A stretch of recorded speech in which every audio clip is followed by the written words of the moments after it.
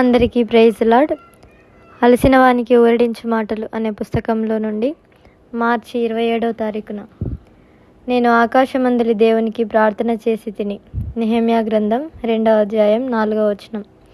యేసుక్రీస్తు ప్రభువునందలి తమ విశ్వాసమును గురించి అనేకులు చెప్పుచుందురు గాని కష్టములు రాగానే వారు ఏడ్చుదురు. వారు తమ ఆర్థిక అక్కర్లను గూర్చి సూచన మూలంగా యుక్తిగా ఇతరులకు తెలియజేయుదురు. ఒక్కొక్కసారి ప్రార్థనలు బిగ్గరగా చేయుదురు. కానీ నెహెమ్యా విషయంలో అటువంటిదేదీ మనం చూడము. రాజు యొక్క సేవకులందరిలో అతడు ముఖ్యుడైనప్పటికీ అతడు రాజు యొద్ద ఎట్టి విన్నపమును చేయలేదు. తన ప్రతి అవసరత తీర్చబడే అవకాశం ఉన్నప్పటికీ అతడు రాజును అడగలేదు. దీనికి బదులుగా భూసంబంధమైన రాజుకు తన మనవి తెలుపుటకు ముందు అతడు పరలోకపు దేవునికి ప్రార్థన చేసెను. తన మనవిని సరైన పద్ధతిలో అడుగుటకు తనకు జ్ఞానము నిమ్మని దేవుని ప్రార్థించెను.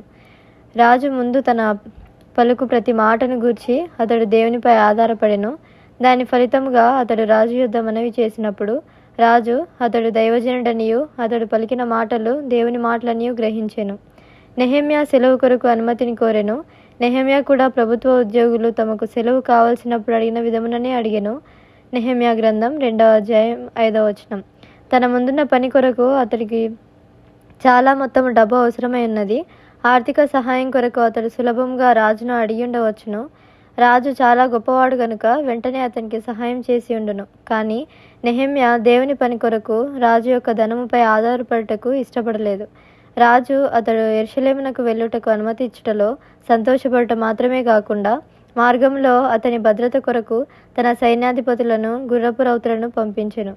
ఆ విధముగా మనం ఏ భారము నిమిత్తమైనను మన మోకాళ్ళ మీదికి వెళ్ళిన ఎడల ఆయన ద్వారా నడిపించబడి పాలించబడు ఆధిక్యత కలిగినట మాత్రమే కాక మన భద్రత కొరకు మన విజయం కొరకు అన్ని ఏర్పాట్లు చేయబడుట మనం కొనుగొందుము. కాబట్టి నెహెమ్యా తన ముందున్న పని కొరకు సిద్ధపరచబడి యెరూషలేమునకు చేరుకొనెను. ఆమెన్.